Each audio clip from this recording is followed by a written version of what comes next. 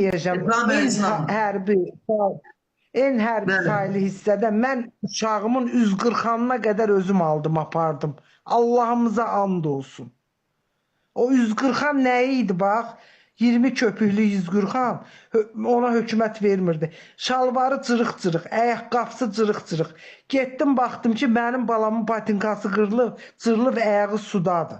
Bir ana kimi mən gəldim qonşumdan borc aldım. Uşağıma patinka aldım, apardım, verdim ki, ala mənim devlətimə xidmət elə. Və belə olarmı?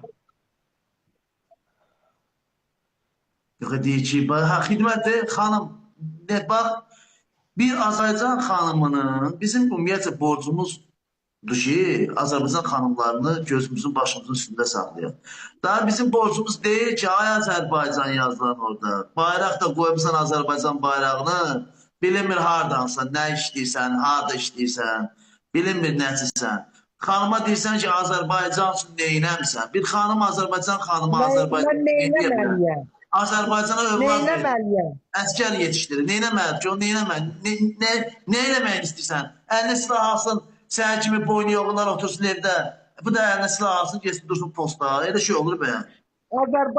Azərbaycan xanımı uşaq pulu vermədən oğul yetişdirib. Uşaq pulu görməmişəm, bir dəqiqə. Mən yoldaşımdan ayrılmışam, heç yoldaşımdan mən Allaha and olsun, o göydəki Allah haqqı 1 manat da aliment almamışam. Demişəm, get başını saxla, mən öz uşağımı saxlayacağam. Boş-boş danışır. Bağırmalıyam da bunu. Ekranı bəyənin də zəhmət olmasın.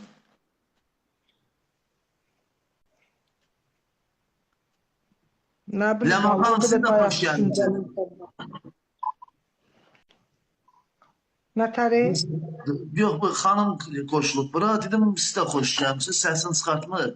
Bizə xalq dövlət üçün işləyir, dövlət xalq üçün yox. Neft-qaz ölkəsində Azərbaycan Respublikasının və adına prezidenti İlham Əliyev Azərbaycan xalqı üçün neyniyib? Bax, mən neyniyib də, günü bu günlər neyniyib? Qocaları qul kimi aparır, asfaltın ortasında işlənir. Ayıb deyil bəs.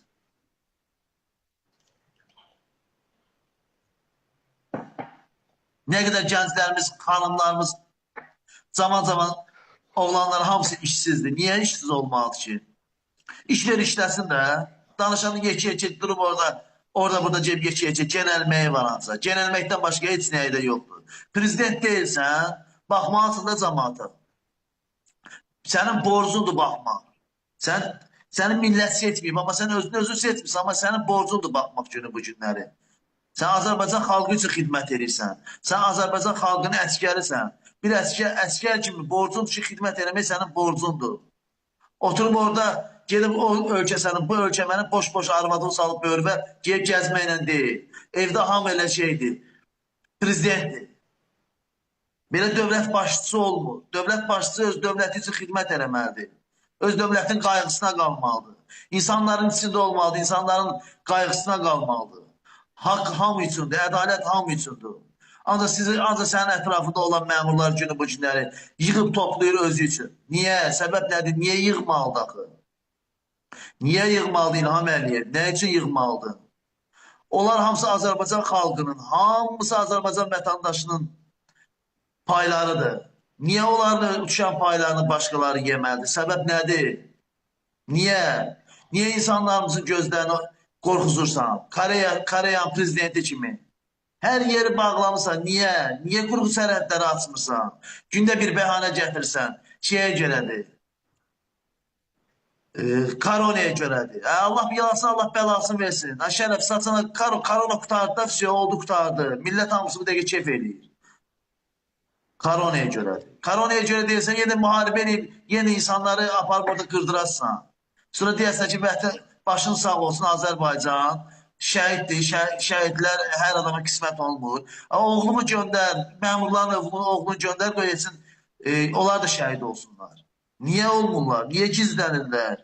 Yəni, qanun ancaq kasıqlar üçün, torpaq ancaq kasıqlar üçündür. Bizə lazım deyil də, biz müharibə istəmirik. Sülh yolu ilə verirdilər də o torpağı sənə.